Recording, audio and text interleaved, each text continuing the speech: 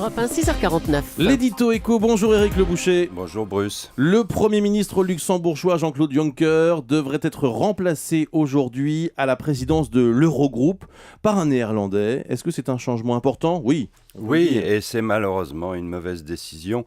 De plus, qui se prépare, à l'exception de la tête de la BCE avec Trichet puis Draghi, les Européens sont décidément les champions pour nommer des politiciens médiocres ou de complets inconnus à la tête de leurs institutions. Monsieur Barroso, Madame Ashton, Monsieur Van Rompuy, aucun n'a su se distinguer durant la plus grave crise que vient de traverser l'Europe. Et voilà qu'on va recommencer. Alors l'Eurogroupe, c'est une instance qui n'a pas de pouvoir véritable, mais c'est la seule qui représente les 17 qui possèdent l'euro. Tous les autres organismes englobent les 27 Européens. Jean-Claude Juncker n'a pas non plus été un président vraiment lumineux depuis qu'il occupe son poste, mais au moins il était connu. Et entre la France et l'Allemagne, le luxembourgeois savait naviguer. Et pourquoi le remplacer d'ailleurs ? Cela fait 8 ans qu'il était là, il voulait partir. À un moment, il a été question que Pierre Moscovici, le ministre français, le remplace, mais finalement, c'est un nouveau sans visage, Jeroen Dijsselbloem, un Néerlandais qui devrait être choisi aujourd'hui. Comment vous dites ? Dijsselbloem. Merci, je voulais juste vérifier. Je ne vous dis pas comment ça s'écrit. Il y a du verglas dans le studio. Alors, qui est ce monsieur ?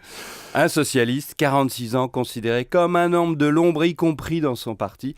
On dit que c'est un stratège resté hors du champ des caméras. Sympathique dans le privé, mais un brin guindé et du genre austère, voire ennuyeux.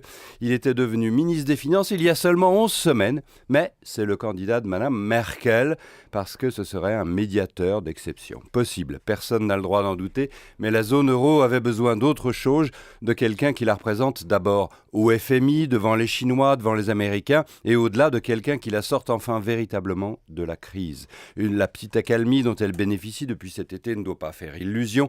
Rien n'est réglé, les banques vont être aidées, les États vont un peu mieux, mais l'Europe est toujours le seul continent en récession et elle compte 18 millions de chômeurs.